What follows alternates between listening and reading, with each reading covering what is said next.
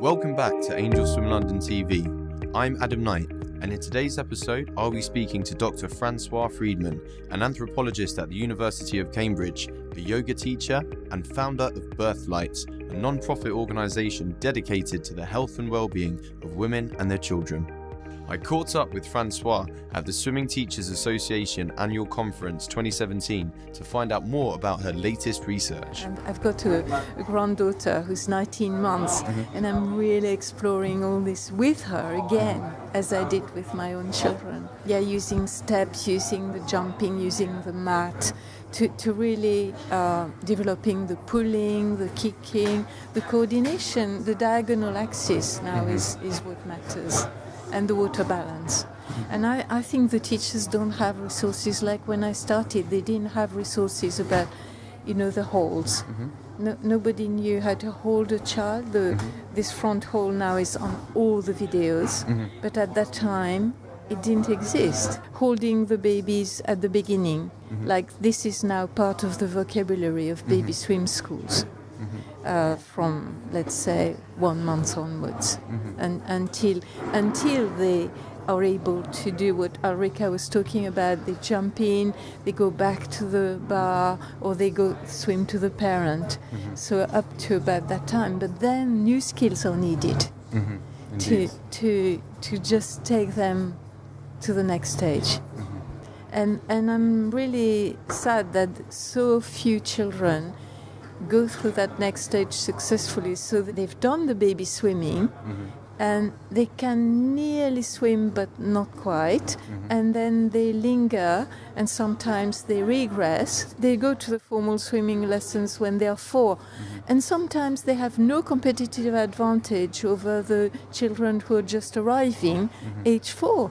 And where has all this baby swimming gone?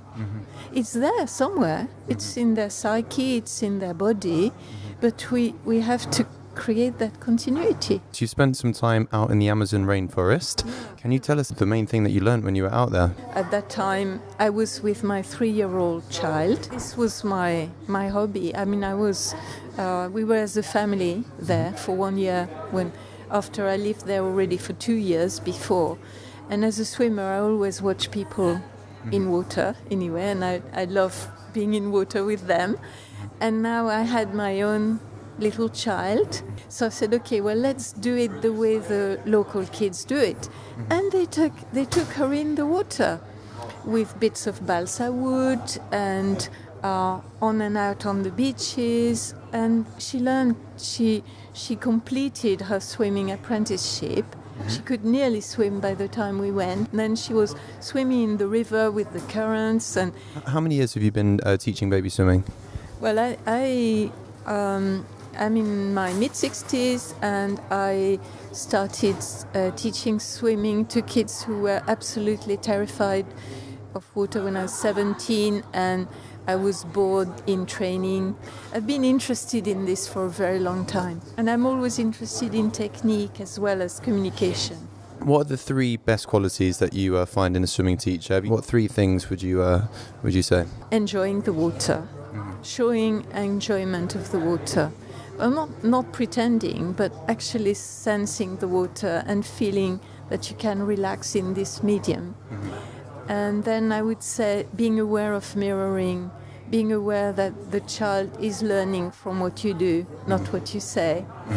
And also stimulating the interest of the child, so not imposing, just leading and guiding the interest. Introducing. Yes. Because I guess when you're teaching babies, it's a very crucial stage in their development where, how you act will determine their relationship with water. So it's vital that from the very beginning you establish a positive connection by guiding them as opposed to forcing them. So for all the swimming teachers that are going to be watching this video, what 3 pieces of advice would you give to all the swimming teachers out there in order to deliver the best possible lessons to their clients? Watch the way you stand in water. Help your parents to stand comfortably in water, and work on holds that are really relaxed. So we talk about relaxed holding. And minimum support. Learn minimum support. Most new parents are terrified of their child going under. And we talk about supporting, not holding. So finding the points of support in the child's body, and that in the water it's easier than on land. And when they learn that, their relationship with their child changes on land, and then again it improves in water, and then again. It's a transformative effect, because I had this when I was in Mallorca with one of my boys. He's autistic, and for some reason autistic children, they have this affinity with water. On day one he was very introverted, not making eye contact, not speaking, but through some nursery rhymes and through gently moving through the water, the confidence that he gained in the water then transcended into being on the land. And for me, this is the most rewarding part of swim teaching, because you're having a lasting positive impact on them, not just in the water but also outside as well. I think this is a very understated point, that to help also the parents follow the development, how the development on land intersects with the development in water. So maybe when the child is learning to walk, there is a bit of a regression, but then you gain by swimming. And then same thing when they learn to talk. So it's watching, being more aware of infant development. When it comes to submersions, I'm very interested to hear what your philosophy is. Well, we've been through a major evolution within Birthlight about submersion. We went from maybe gentle submersion to child-led submersion, because in the pioneering days, we thought, okay, submersion was not a big deal. Now we are much more aware of babies' responses and the importance of going beyond cues and beyond signals, going beyond conditioning. So you can achieve a lot with conditioning through creating habitual patterns for the child to go under. But this is not as good as creating the conditions that allow a baby to find the desire to go under. To explore and have the freedom to achieve it themselves. And I've relived this with my granddaughter, and she submerged spontaneously, and that was such a joy. So really trusting the motions, trusting that if you support them right in the water, they won't be upset if they fall in accidentally. So every baby will fall in at some point, but they usually don't cry when they fall in as an incident. They cry and splutter when you submerge them at the wrong time, because it's all to do with breathing and the glottis and the diving reflex. Because when we go underwater as humans, we have to block our breathing. But it's fascinating the way it happens.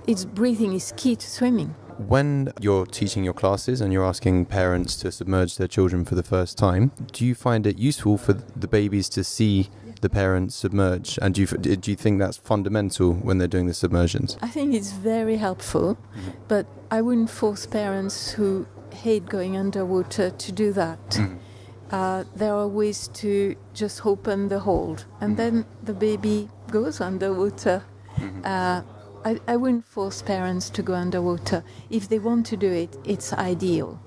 But if they feel very terrified about doing it, I wouldn't force them. I think there are other ways. So I think we shouldn't be blocked on just one way. It's wonderful for the baby to see, where's my dad or my mum gone? But there are other ways of making the underwater world fun for the baby and desirable for the baby without necessarily going under. Because I've seen parents being a bit nearly traumatized by the idea that they have to do it for their baby to do it. I think that it's not absolutely necessary.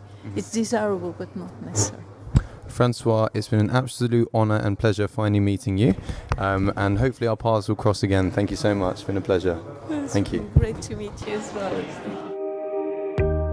Tune in next time when I'll be speaking to author, lecturer and one of the world's leading baby swimming experts, Ulrika Farch from Denmark.